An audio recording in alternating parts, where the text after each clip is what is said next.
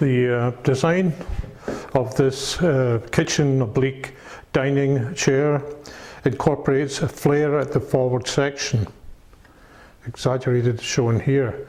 In other words, the front is approximately 3 inches wider than the rear section. In order to do that, we have to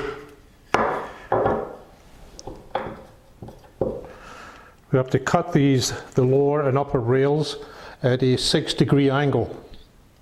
And you'll note that these are both parallel, they're not opposed, they're parallel. This is 6 degrees cut in that direction, this is 6 degrees cut in that direction.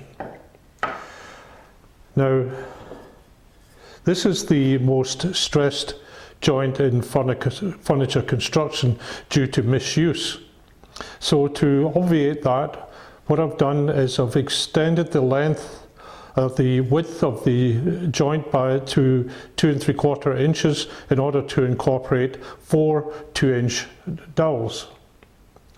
Now, we guarantee that that joint is so accurate that that joint is actually marginally stronger than a comparable mortise and tenon.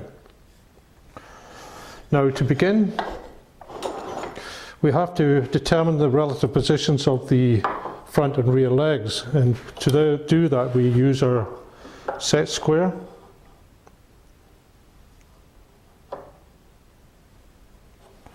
And using a fine pencil, scribe a line on the rear leg.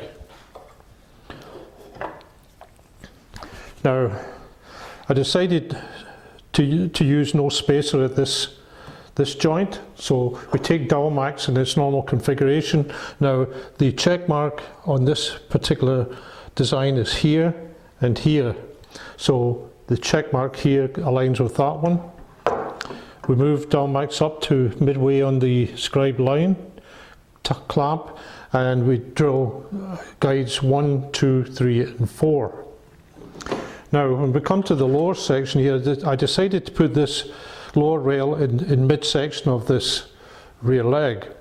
Now, the rear leg is 1 5/8 thick, so if you remember the simple formula, 1 5/8 divided by 2 is 13/16 minus 3/8 is 7/16. So we use the 7/16 spacer here. That's a 3/8 plus the 16th washers, making up the 7/16. Again, check mark to check mark. Place it on here. Now, we always use the distance gauge for this.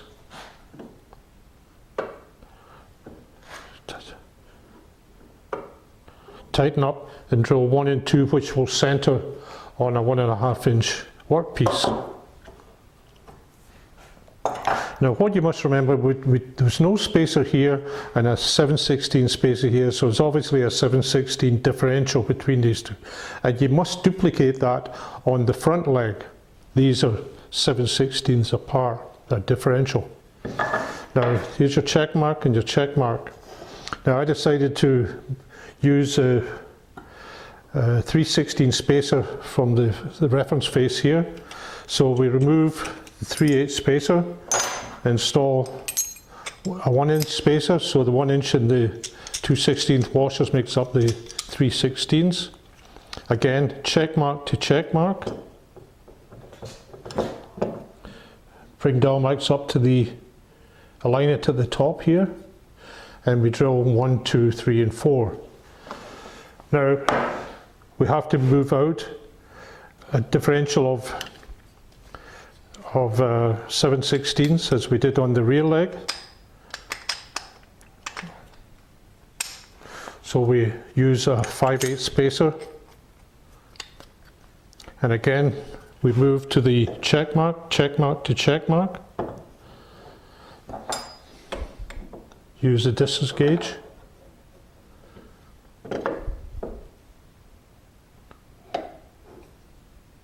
Tighten and drill 1 and 2.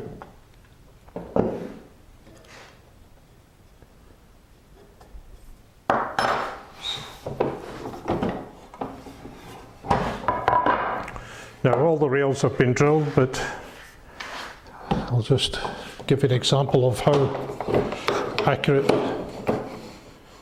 the system is. I've drilled all these holes previously, but I'm going to re-drill them, and you'll see that there's no material removed from this re-drilling, just to demonstrate how accurate the whole system is.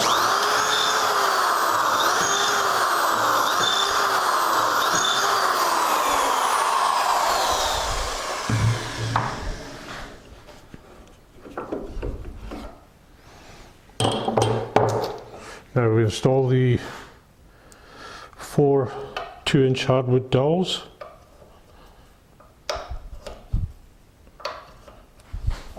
And then we can, now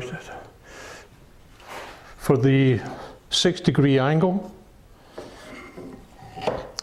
I use this shop-made accessory, which is shown in detail on our website. It's very simple to make and easy to install.